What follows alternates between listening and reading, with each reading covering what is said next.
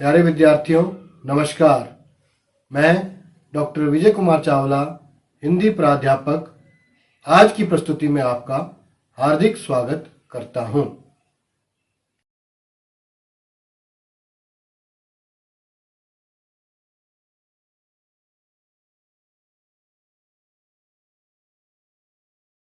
आज मैं आपके समक्ष कक्षा 8वीं की हिंदी की पाठ्य पुस्तक वसंत भाग 3 में संकलित पाठ 15 सूरदास के पद की प्रस्तुति लेकर उपस्थित हुआ हूं।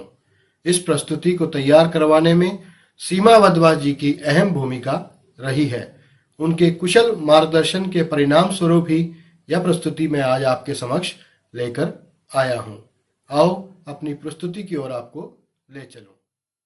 विद्यार्थियों, आज हम पाठ 15 सूरदास के पद का अध्ययन करेंगे।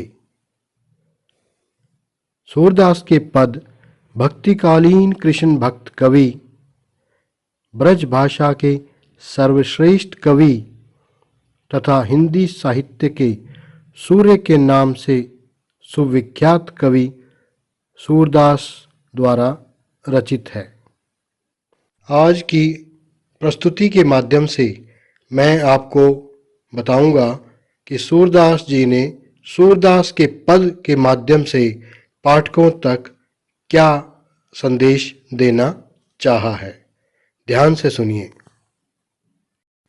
इस प्रस्तुति के अंत तक आप समझ पाएंगे सूरदास के पद कविता का सार, कविता में प्रयुक्त कठिन शब्दों के अर्थ, सूरदास के पद कविता का सरलार्थ तथा कविता में आए व्याकरणिक बिंदुओं का उदाहरण सहित वर्णन और अंततः सूरदास के पद कविता का मूल भाव क्या है। आओ अपनी प्रस्तुति की ओर आपको ले चलूं। विद्यार्थियों, सर्वप्रथम मैं आपके समक्ष सूरदास के पद का सार रखने जा रहा हूं। ध्यान से सुनिए। महाकवि सूरदास ने इन पदों में श्री कृष्ण की बाल लीलाओं का सुंदर एवं सजीव चित्रण प्रस्तुत किया है। प्रथम पद में बालक कृष्ण माता यशोदा से पूछते हैं कि मेरी चोटी कब लंबी होगी। मैं कितने दिनों से दूध पी रहा हूं, किंतु यह छोटी ही है। तुम ही कहती रही हो कि यह बलराम की चोटी की भांति लंबी हो जाएगी तथा कंघी करने और धोने से नागिन की भांति लगेगी।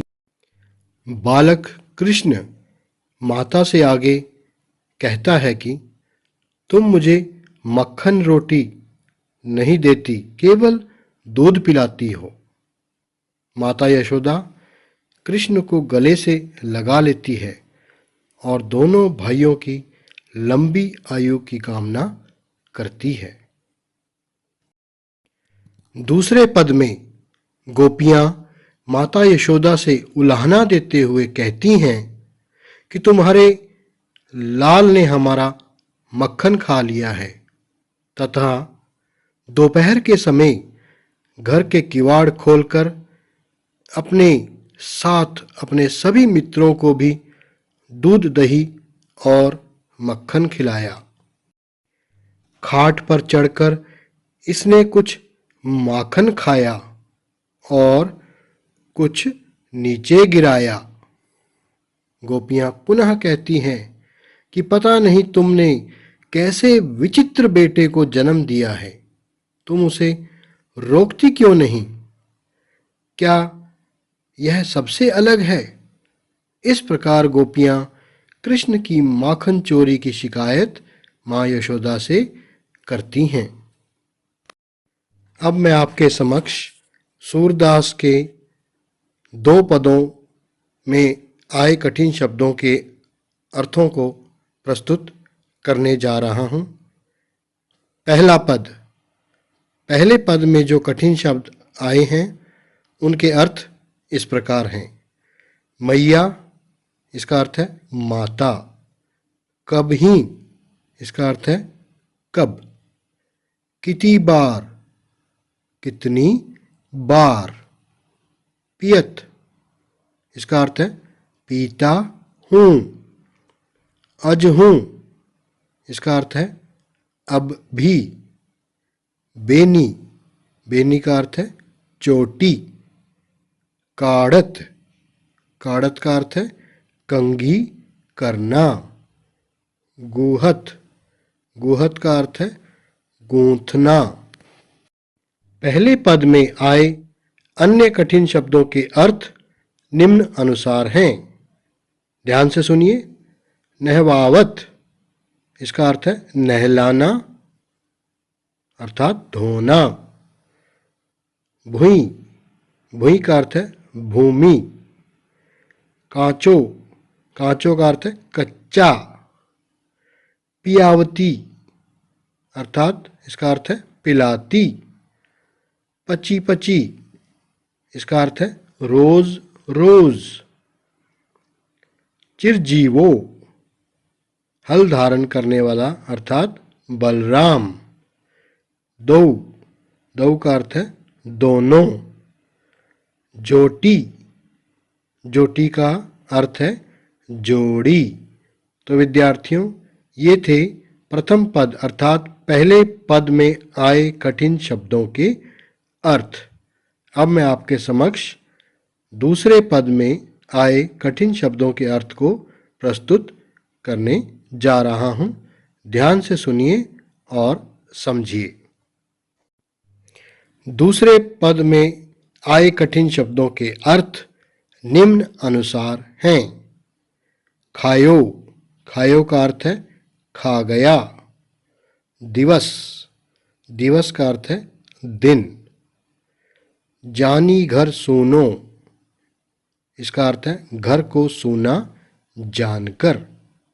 ढूंढी इसका अर्थ है ढूंढ कर। किवारी किवारी का अर्थ है किवाड़। पैठी पैठी का अर्थ है प्रवेश करके अर्थात आकर। सखनी सखनी का अर्थ है मित्र को। मंदिर मंदिर का ही अर्थ है घर। दूसरे पद में आए अन्य कठिन शब्दों के अर्थ इस प्रकार हैं। ध्यान से सुनिए। सीके सीके का अर्थ है छींका। अनभावत अर्थात इसका अर्थ है जो अच्छा नहीं लगा।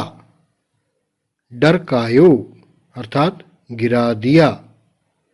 गोरस गोरस का यहाँ अर्थ है गाय का दूध दही। ढोता अर्थात इसका अर्थ है यहाँ लड़का या बेटा। लायो इसका अर्थ है बनाया है सिखाया है। हटकी इसका अर्थ है संभाल कर। जायो जायो का इस पद में अर्थ है पैदा किया है। विद्यार्थियों, अब आपके समक्ष है सूरदास द्वारा रचित पहला पद। ध्यान से सुनिए। मैया कब ही बढ़ेगी चोटी, कितनी बार मोही दूध पियत भई, यह अजहू है छोटी। तू जो कहती बल की बेनी ज्यों, हवे है लांबी मोटी। काढ़त गुहत नहवावत जय है, नागिनी सी भुई लोटी। कांचो दूध पियावत पची पची, देती न माखन रोटी। सूर चिरजीवो दो भैया, हरी हलदर की जोटी। अब मैं आपके समक्ष इसका प्रसंग तथा व्याख्या प्रस्तुत करने जा रहा हूं। प्रसंग। प्रस्तुत पद हमारी हिंदी की पाठ्य पुस्तक वसंत भाग 3 में संकलित सूरदास के पद नामक रचना से लिया गया है। यह पद महाकवि सूरदास द्वारा रचित है। इसमें कवि ने श्री कृष्ण की बाल लीला का मनमोहक चित्रण किया है।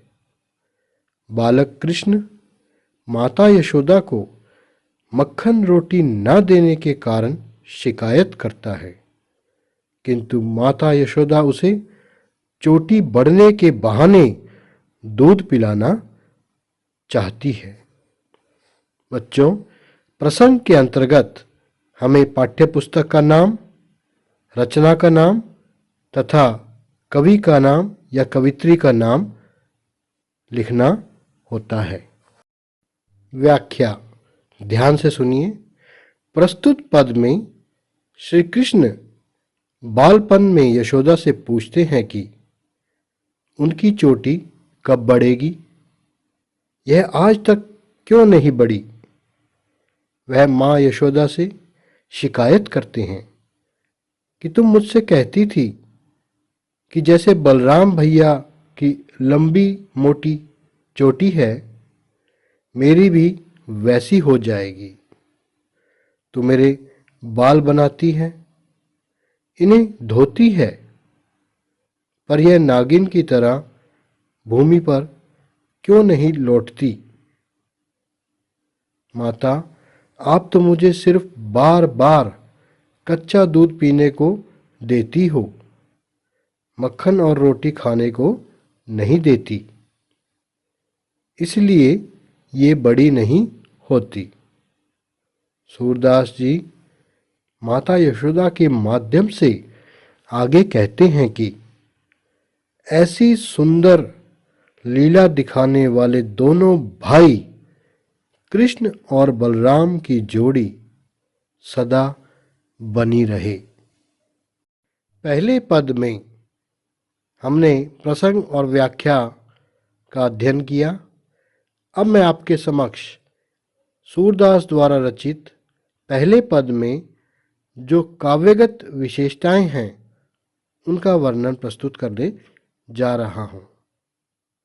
विशेष के अंतर्गत पहला बिंदु है, कवि ने बालक श्री कृष्ण द्वारा माता यशोदा के शिकायत करने के दृश्य को चित्रित किया है।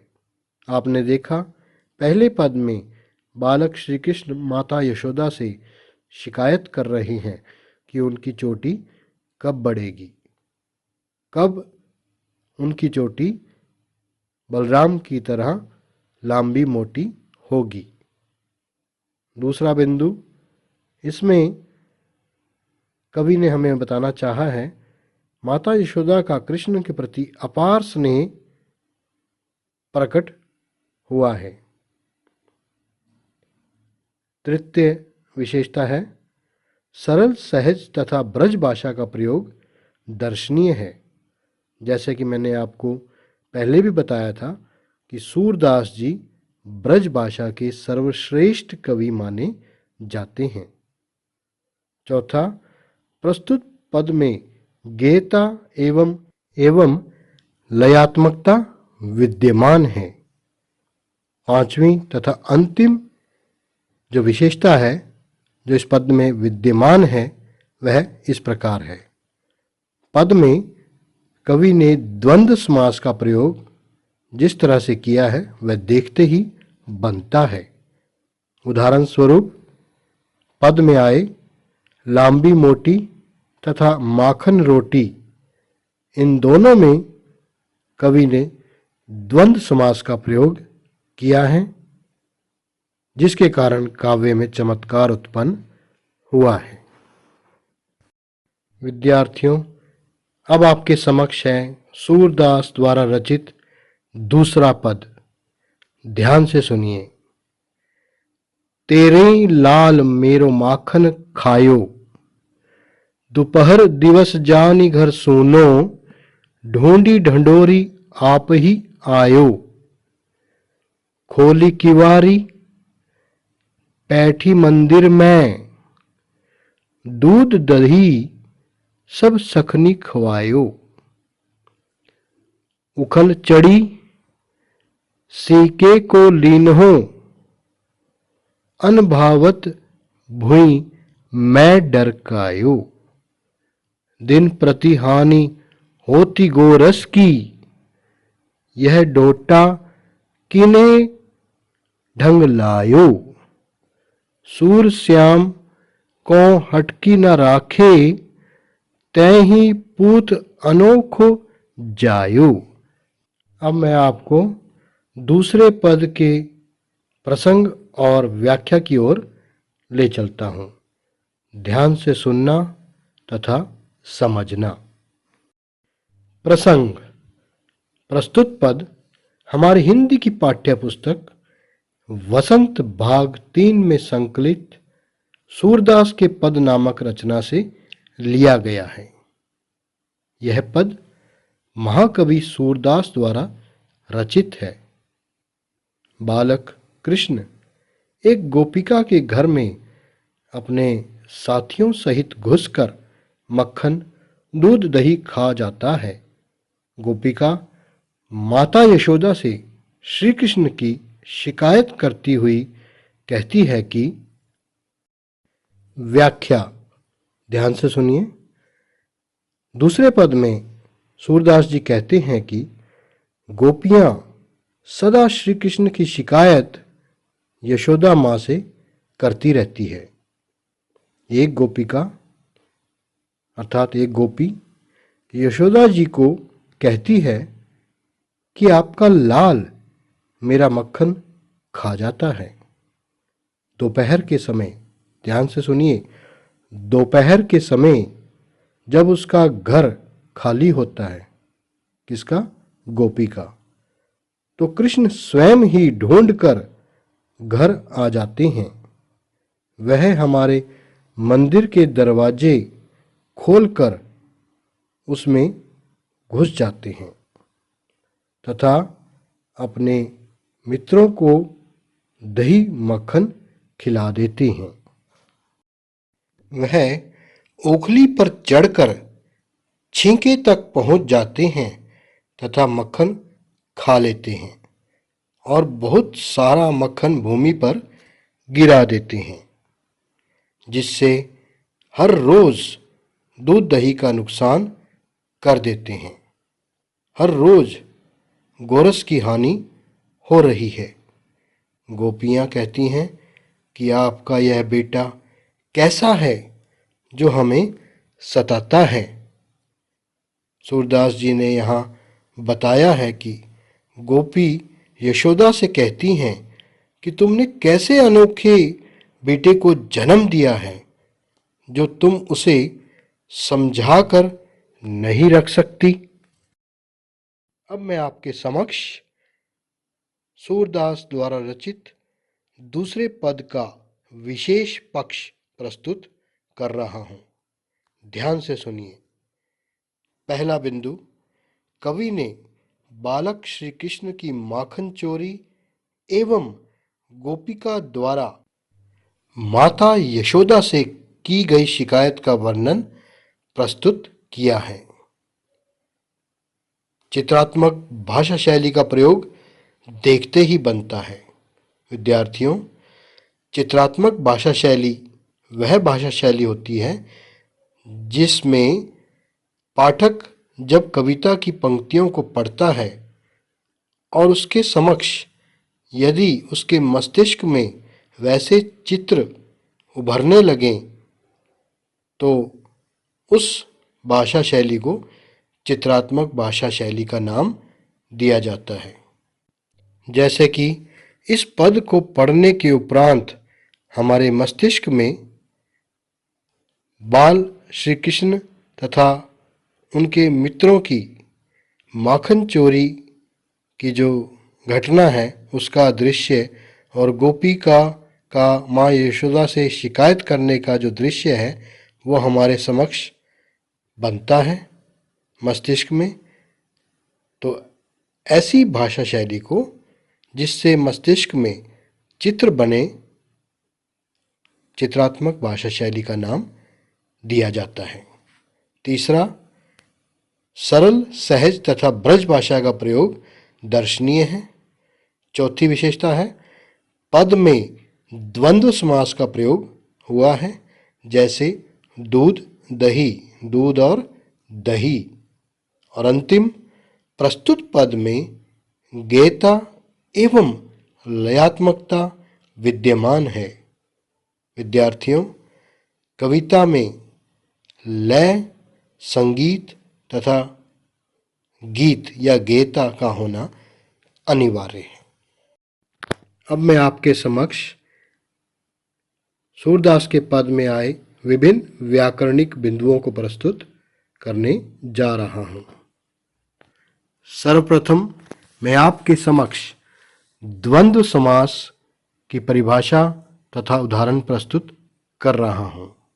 विद्यार्थियों, द्वंद्व समास के बारे में कुछ बताने से पहले मैं आपको समास क्या है इसके बारे में थोड़ा बताना चाहता हूं। विद्यार्थियों, समास को समस्त पद के नाम से भी जाना जाता है। परस्पर संबंध रखने वाले दो शब्दों के मेल से जो नया शब्द बनता है उसे समास का नाम दिया जाता है या उसे समास के नाम से जाना जाता है। द्वंद्व समास का एक भेद है। इसकी परिभाषा मैं आपके समक्ष रख रहा हूं, इसे ध्यान से सुनिए।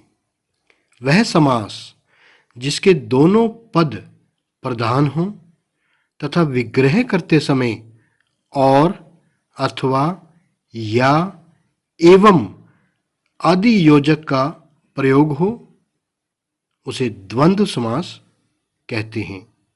जैसे दूध दही, आपके समक्ष एक दृश्य प्रस्तुत किया गया है जिसमें दूध और दही दर्शाई गई है। उसके नीचे आप देख पा रहे हैं दूध दही लिखा हुआ है, और जब हम इसका विग्रह करते हैं तो इसका विग्रह इस प्रकार होगा, दूध और दही। यह द्वंद्व समास का एक उदाहरण है जो इस सूरदास के पद में भी आया है। दूसरा उदाहरण आपके समक्ष है मक्खन रोटी, मक्खन और रोटी। इसका भी आपको दृश्य दर्शाते हुए उदाहरण प्रदान किया गया है ताकि आपको अच्छी तरह समझ आ सके। मक्खन रोटी, यहाँ मक्खन और रोटी दोनों पद प्रधान हैं, और जब हम इसका विग्रह कर रहे हैं तो और योजक का प्रयोग किया जा रहा है, अतः यहाँ द्वंद्व समास विद्यमान है। इसी प्रकार पाप पुण्य, अमीर गरीब, ये सभी द्वंद्व समास के उदाहरण हैं।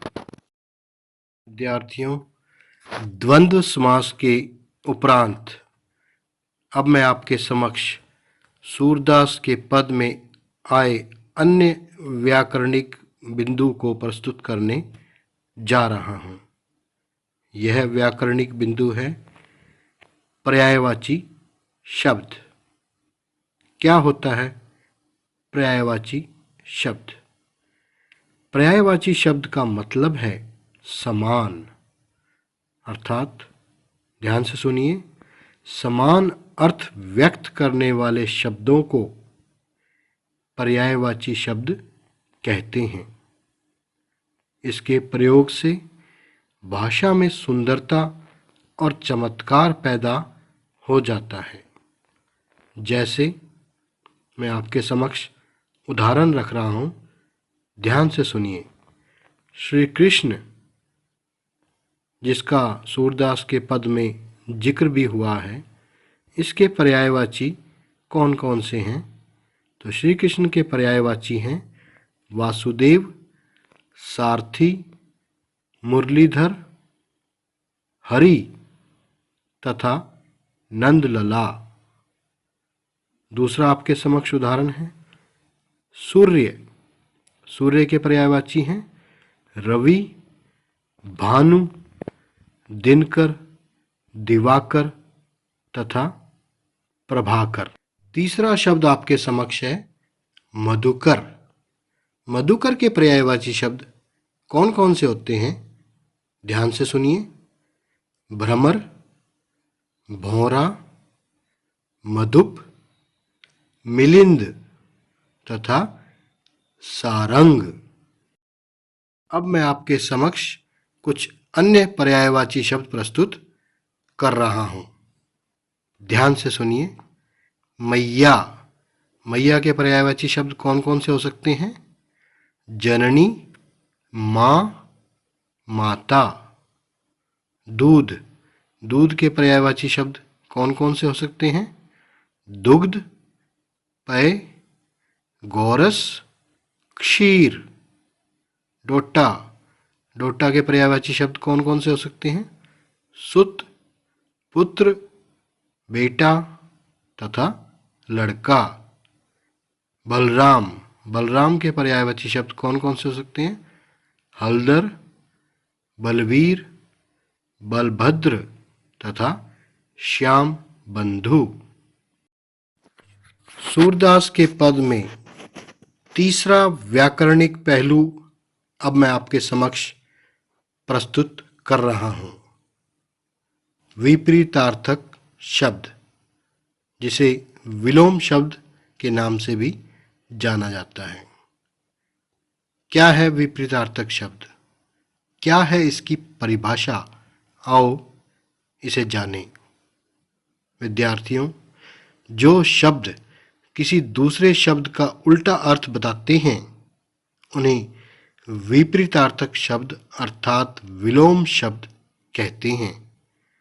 जैसे दिन रात, यहाँ दिन का विलोम शब्द या विपरीतार्थक शब्द क्या है? रात। लंबी, लंबी का विपरीतार्थक या विलोम शब्द क्या है? छोटी। श्याम का विपरीतार्थक शब्द क्या है? श्वेत। शीत का उष्ण और हानि का विपरीतार्थक अर्थात विलोम शब्द है लाभ। विद्यार्थियों, हमने अब तक सूरदास के पद का सार, पदों में आए कठिन शब्दों के अर्थ, सूरदास के दोनों पदों की सप्रसंग व्याख्या तथा सूरदास के पद में आए विभिन्न व्याकरणिक पहलुओं के बारे में विस्तार से अध्ययन किया। अब मैं आपके समक्ष सूरदास के पदों का मूल भाव प्रकट कर रहा हूं। जैसा कि हमने पढ़ा और जाना कि सूरदास के 2 पद कक्षा 8वीं की पाठ्य पुस्तक में संकलित हैं। पहले पद का मूल भाव कवि सूरदास द्वारा हमें यह बताना रहा है कि कवि ने पहले पद में श्री कृष्ण की बाल लीला का मनमोहक चित्रण किया है। वे किस प्रकार श्री कृष्ण की बाल लीलाएं मन को मोहने वाली रही हैं, इसका हमें एक दृश्य हमारे समक्ष कवि ने प्रस्तुत किया है। दूसरा पद जो है उसमें जो मूल भाव निहित है वह है कि गोपिका माता यशोदा से श्री कृष्ण की शिकायत करती हुई कहती है कि बालक कृष्ण एक गोपिका के घर में अपने साथियों सहित घुसकर मक्खन दूध दही खा जाता है और उसे परेशान करता है।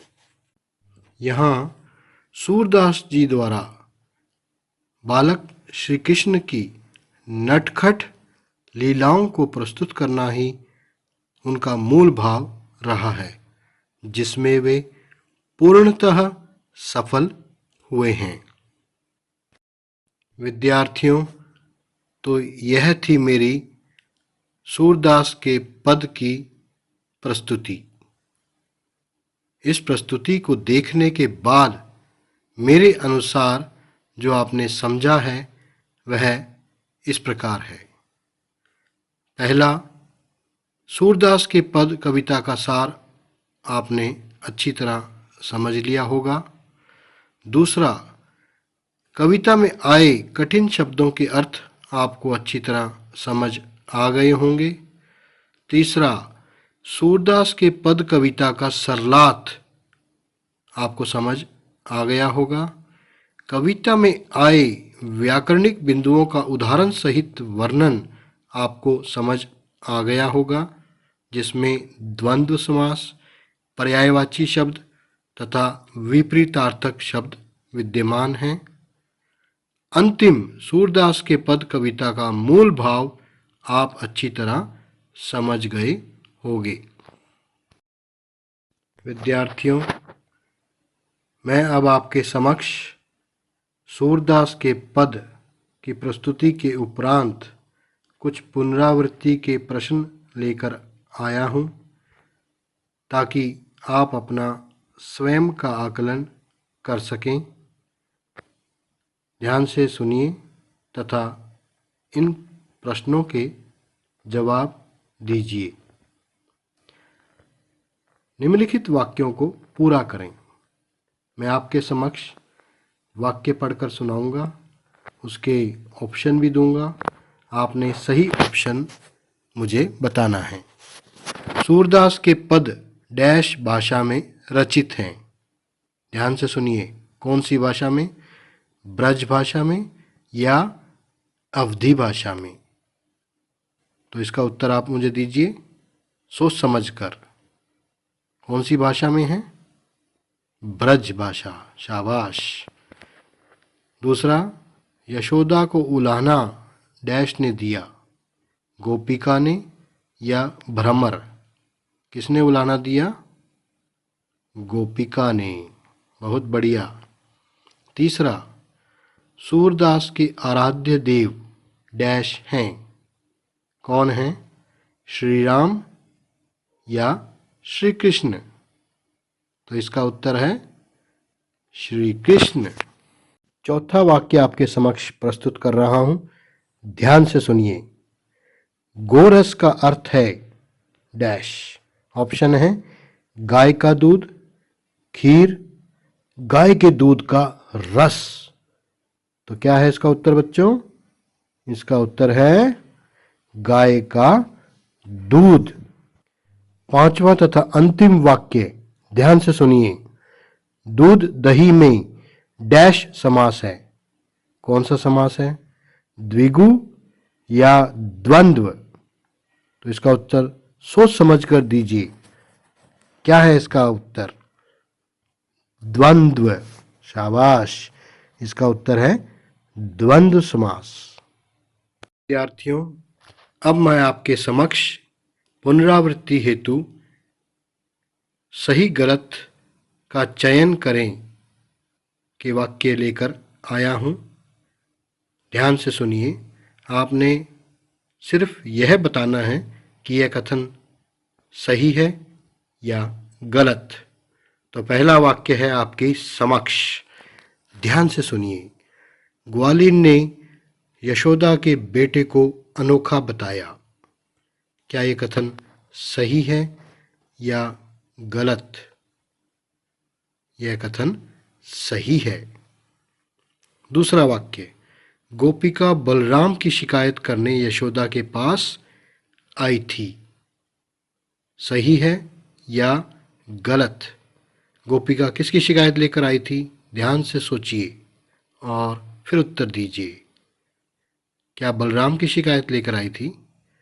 यदि लाई थी तो सही और नहीं लाई थी तो गलत। तो ये कथन गलत है। वे श्री कृष्ण की शिकायत लेकर आई थी।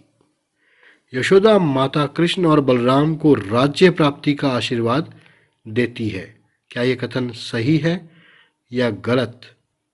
विद्यार्थियों, यह कथन भी गलत है, क्योंकि वह उनकी लंबी आयु का उन्हें आशीर्वाद देती है। और अंतिम वाक्य, बालक कृष्ण को लड्डू खाना पसंद था। सही या गलत? यह कथन भी गलत है, क्योंकि उन्हें रोटी और मक्खन खाना पसंद था। विद्यार्थियों, यह थी मेरी आज की प्रस्तुति। मुझे उम्मीद ही नहीं, पूर्ण विश्वास है कि मेरी यह सचित्र उदाहरण सहित आज की प्रस्तुति आपको अच्छी लगी होगी। अंततः मैं आप सभी का दिल से आभार प्रकट करता हूँ और धन्यवाद करता हूँ।